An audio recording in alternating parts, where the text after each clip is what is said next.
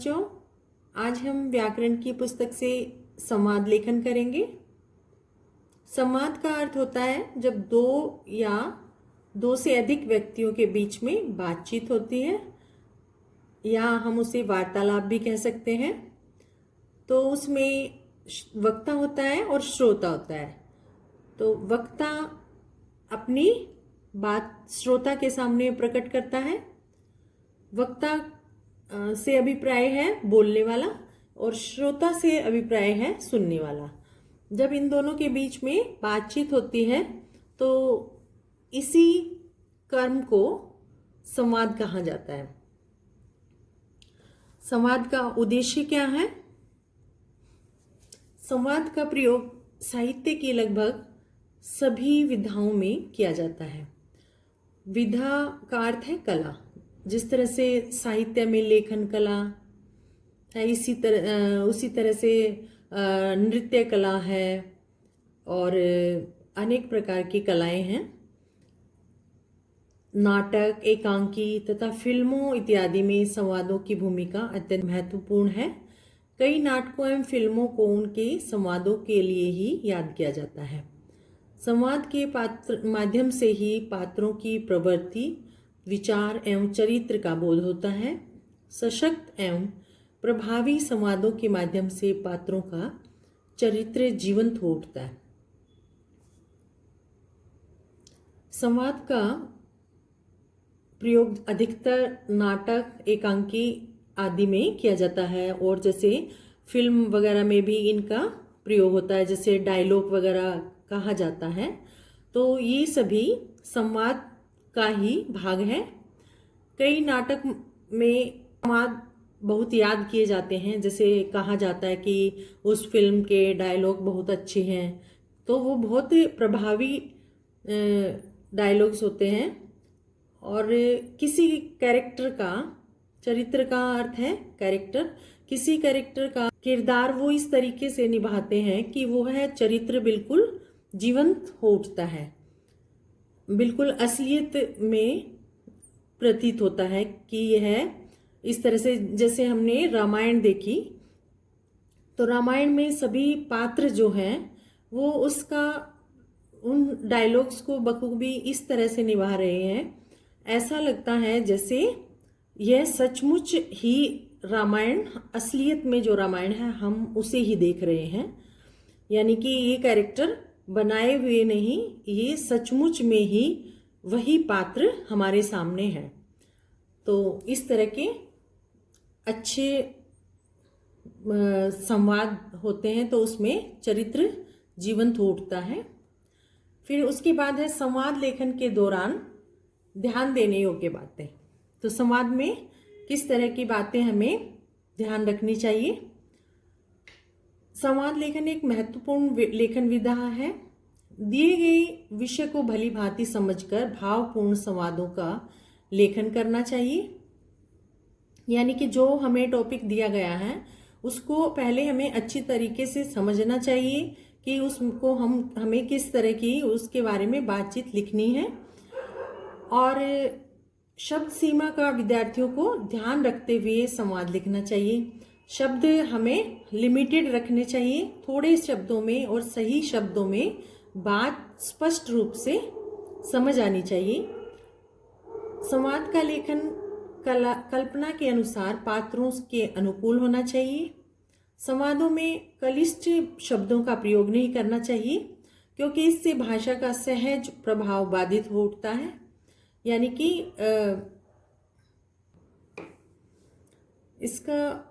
इसमें कठिन शब्दों का प्रयोग नहीं करना चाहिए, जिससे समझने में कठिनाई अनुभव हो।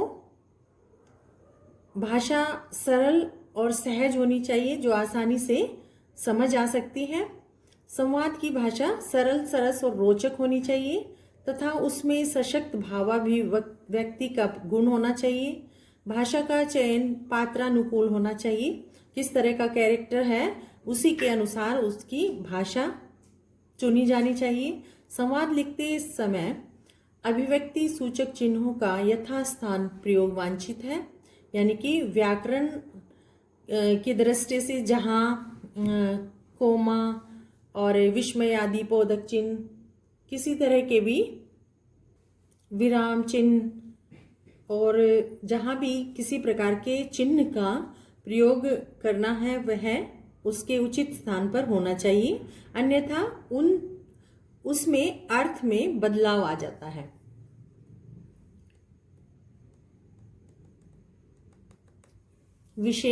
इसमें विशेष बात क्या है? साहित्य की लगभग सभी विधाओं में संवाद का स्थान बहुत महत्वपूर्ण है।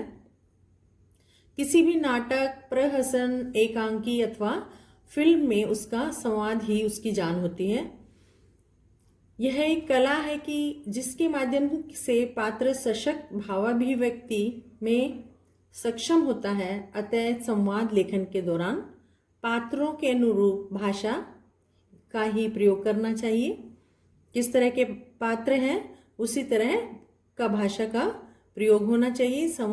ध्यान रखें कि संवाद स्वाभाविक हो, बनावटी नहीं।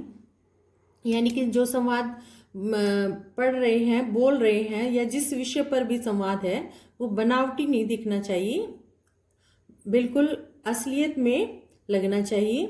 समुचित अभ्यास से संवाद लेखन में प्रवीणता प्राप्त की जा सकती है।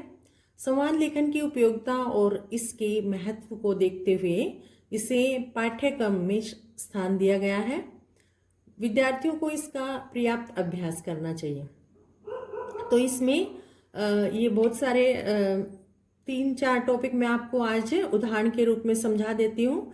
बाकी इसके बाद मैं आपको टॉपिक दूंगी, आप प्रैक्टिस करेंगे और अगर आपको कोई डाउट है या कहीं आपको समझने में प्रॉब्लम आ रही है तो आप पूछ सकते हो। तो इसमें है, रेलवे स्टेशन पर खड़े 2 व्यक्तियों के मध्य होने वाले संवाद को लिखिए। यानी कि रेलवे स्टेशन पर कोई भी 2 व्यक्ति खड़े हैं, उनके बीच में होने वाली बातचीत के बारे में हमें लिखना है। तो इसमें कोई विशेष टॉपिक नहीं दिया गया कि किस विषय में बातचीत करनी है, तो हम कोई भी विषय लेके बातचीत कर सकते हैं कि रेलवे स्टेशन का सीन है और वहाँ 2 व्यक्ति खड़े हैं, तो किसी के बारे में भी लिख सकते हैं। लेकिन भाषा सरल, और ये नहीं कि हम ऐसे ही उटपटांग बातें लिख के आप संवाद पूरा करेंगे। बिल्कुल सही तरीके से लगे कि आप असलियत में कोई बातचीत कर रहे हैं। तो ये उदाहरण देखिए। एक व्यक्ति दूसरे व्यक्ति से, भाई साहब रेवाड़ी मेरठ शटल कब तक आ जाएगी? दूसरा व्यक्ति, समय तो हो चुका है, लगता है ये गाड़ी आज भी विलंब से आएगी। विलंब का अर्थ है देर से आएगी। पहला व्यक्ति, क्या आजकल यह गाड़ी रोज विलंब से चल रही है? कहाँ प्रश्नवाचक चिन्ह है, कहाँ पूर्ण विराम लगाना, इन सभी बातों का हमें ध्यान रखना है। दूसरा व्यक्ति, हाँ आज 3-4 दिन से यही हाल है, रेवाड़ी लाइन पर मरम्मत का काम चल रहा है, इसी कारण यह गाड़ी आजकल विलंब से चल रही है। पहला व्यक्ति, धन्यवाद भाई साहब, चलिए गाड़ी आने का संकेत हो चुका है। तो ये थी दोनों के बीच में, 2 व्यक्तियों के बीच में बातचीत। तो इसमें लग रहा है कि उन 2 व्यक्तियों ने किसी विषय पर बातचीत की है कि गाड़ी के लेट से आने का कारण पूछा है और उन्होंने आपस में किस तरह से बातचीत की है। तो ये सब स्पष्ट रूप से समझ आ रहा है।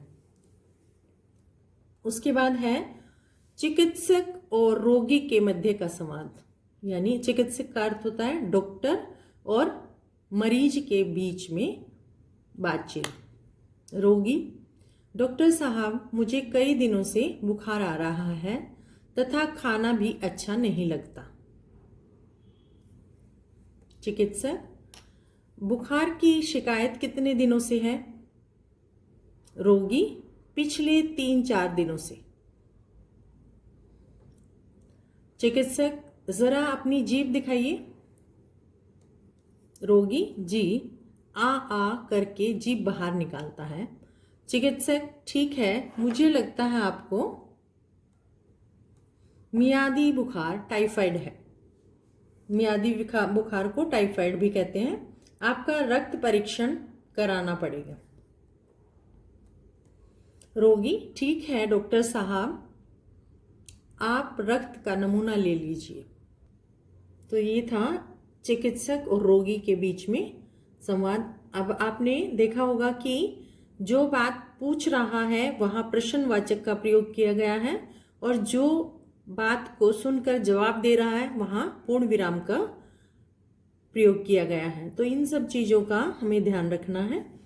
नेक्स्ट है, यात्री और परिचालक के मध्य विवाद होने से संबंधित संवाद लिखिए। तो यात्री जो सफर कर रहा है, यात्रा कर रहा है, और परिचालक का अर्थ है कंडक्टर, चालक का अर्थ होता है ड्राइवर। तो यात्री और कंडक्टर के बीच में विवाद हो जाता है, झगड़ा हो जाता है, उसके संबंध में संवाद लिखना है। यात्री, लाल कुआं का एक टिकट देना। परिचालक, 18 रुपए खुले दीजिए। यात्री, मेरे पास 50 रुपए का नोट है, खुले पैसे नहीं हैं। परिचालक, लाइए, ये लीजिए 30 रुपए, 2 रुपए फुटकर नहीं है। यात्री, ठीक है, आप टिकट तो दीजिए। परिचालक, आप निश्चिंत होकर बैठ जाइए, चिंता की कोई बात नहीं। यात्री, नहीं, आप टिकट दीजिए वरना मुझे नीचे उतार दीजिए। परिचालक, ठीक है, लीजिए ये टिकट। यात्री, धन्यवाद। तो अक्सर बस में जब यात्रा करते हैं तो यही चीज देखने को मिलती है कि कंडक्टर कई बार पैसे लेता है लेकिन वह उसके बदले में टिकट नहीं देता। तो हमें टिकट अवश्य लेनी चाहिए, क्योंकि कई बार इस चीज के लिए हमें भुगतान करना पड़ता है। तो ये चीजें हमें पता होता है तभी हम संवाद वगैरह में लिख सकते हैं। नेक्स्ट देखेंगे, महिला और सब्जी वाले के मध्य होने वाले वार्तालाप को संवाद रूप में लिखिए। महिला, करेला क्या भाव है? सब्जी वाला, जी 60 रुपए किलो। महिला, आधा किलो दे दो। सब्जी वाला, ये लीजिए बहन जी, और क्या दूं? महिला, आधा किलो प्याज और 1 किलो आलू भी दे दो। सब्जी वाला, ये लीजिए बहन जी। महिला, कितने पैसे हुए? सब्जी वाला, 70 रुपए। महिला, तुम्हारी हर सब्जी महंगी रहती है, ठीक ठीक दाम लगाया करो। सब्जी वाला, क्या करें बहन जी, महंगाई इतनी बढ़ गई है कि हम लोग भी थोड़ा थोड़ा माल ही लाते हैं। महिला, तुम्हारी बात भी सही है, लाओ सब्जी दो। सब्जी वाला, ये लीजिए बहन जी। महिला, ये लो 70 रुपए। नेक्स्ट है, रास्ता पूछने के लिए रुके एक व्यक्ति का एक बुजुर्ग से हुई वार्तालाप को संवाद रूप में लिखिए। बुजुर्ग का अर्थ होता है बूढ़ा। व्यक्ति, क्षमा कीजिए सर, क्या यह रास्ता सदर बाजार की ओर जाता है? बुजुर्ग, हाँ बेटा, यह रास्ता सदर बाजार की ओर ही जाता है। तुम्हें कहाँ जाना है? व्यक्ति, जी मुझे भारत सिंह के यहाँ जाना है। कृपया मुझे यह बताने का कष्ट करें कि किस तरफ से जाना है। बुजुर्ग, बेटा, इस रास्ते पर थोड़ा आगे बढ़ने पर एक तिराहा है, यानी कि 3 रास्ते जहाँ मिलते हैं उसे तिराहा कहते हैं। तिराहे से दाईं ओर मुड़कर 50 मीटर दूर चलने पर बिजली का एक ट्रांसफार्मर दिखाई देगा। उसके ठीक सामने ही भारत सिंह का घर है। व्यक्ति। जी बहुत बहुत धन्यवाद। इस तरह से कोई भी जब संवाद होता है तो उसमें कोई एक बात इस तरह का टॉपिक ले और उसमें वो बात क्लियर होनी चाहिए, समझ आनी चाहिए। कई बार ऐसा होता है हम कोई चीज़ पढ़ते हैं तो हमें पढ़ने के बाद लगता है कि ये क्या था, समझ ही नहीं आई। तो जो संवाद है वो मीनिंगफुल होना चाहिए। मेले में जाने के लिए तैयार दो बच्चों के मध्य का संवाद लिखिए। शानू, रानू ओ रानू इधर आओ। रानू, अरे वाह, तुम तो बिल्कुल तैयार हो। शानू, तुम अभी तक तैयार नहीं हुए। रानू, बस अभी तैयार हो जाता हूं। शानू, जल्दी करो फिर मेला देखने चलते हैं। रानू, बस 10 मिनट रुको, मैं अभी तैयार होकर आता हूं। शानू, ठीक है, तुम तैयार होकर आओ, फिर हम सब एक साथ चलते हैं।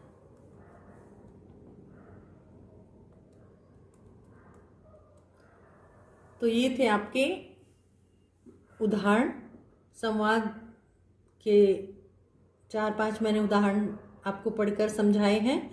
इसके अलावा मैं अभ्यास के कुछ प्रश्न आपको देती हूँ, वो आप अपने आप से सॉल्व करना, लिख कर प्रैक्टिस करना। इसमें अभ्यास के प्रश्न हैं ये।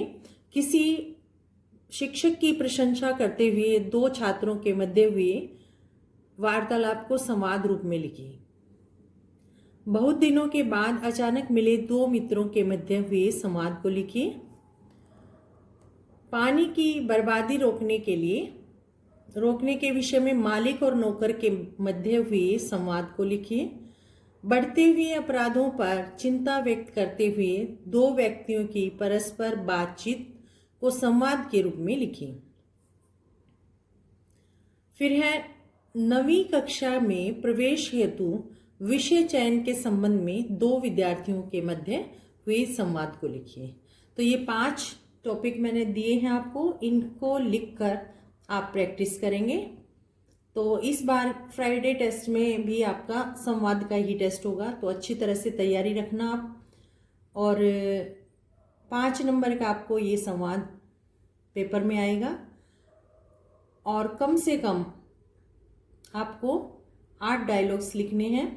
अगर 2 पात्र हैं तो उसमें 4-4 दोनों के डायलॉग होने चाहिए कम से कम, क्योंकि 5 मार्क्स के लिए इतना होना जरूरी है।